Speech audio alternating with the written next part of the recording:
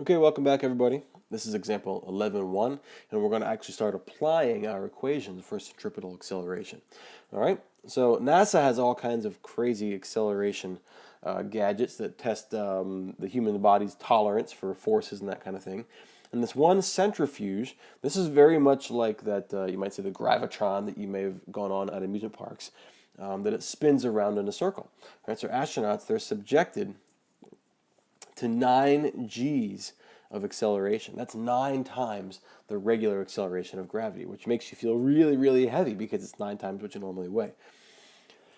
So this capsule moves in a circular path with a radius of 15 meters. So let's start writing these things down. Radius equals 15 meters. And so the acceleration, that is the centripetal acceleration. In fact, let me just draw this right here. All right, so imagine this thing going around in a big, it's not very good right there. Trim that up. All right, so this thing kind of going around like that, and we got this guy at the end, and he's in this pod right here, I guess, at the end of this 15-meter radius, being whipped around in a circle like that. All right. The question is, what is the linear speed of the capsule? That means at any one instantaneous point, there or here or over there, what is that linear speed? What it's really asking is, what is the velocity? All right, what would the linear velocity be if you were to suddenly fly out in that direction? All right, so the force, or I should say the acceleration with which they are being pressed against the wall, that's that 9 G's right there, and that's really the centripetal acceleration. So let's go ahead and write that down.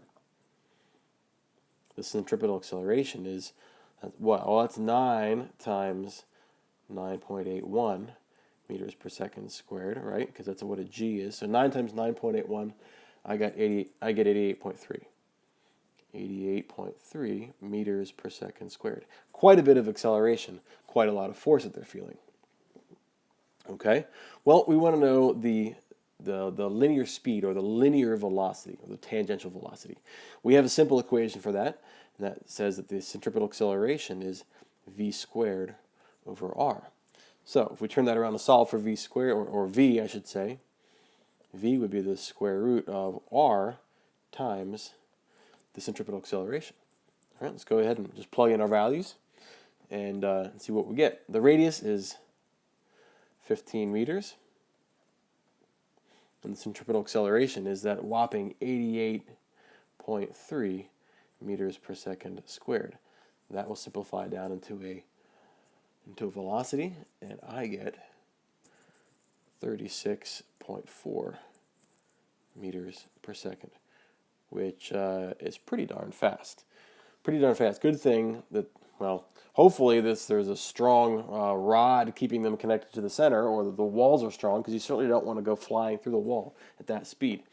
It'll probably put you somewhere you don't want to be. But that's our final answer. So that's example 11.1. Thanks for following along. See you on the next one.